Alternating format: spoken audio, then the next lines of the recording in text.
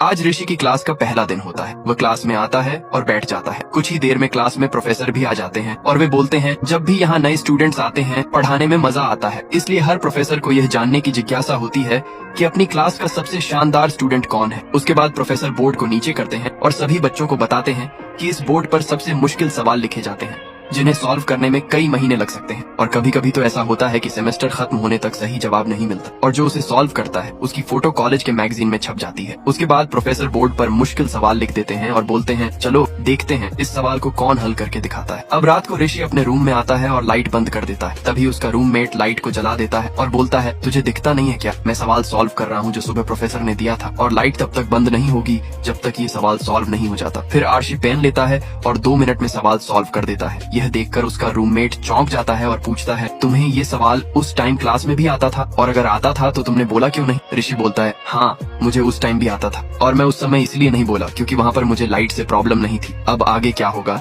ये देखने के लिए पार्ट 2 के लिए लाइक करें।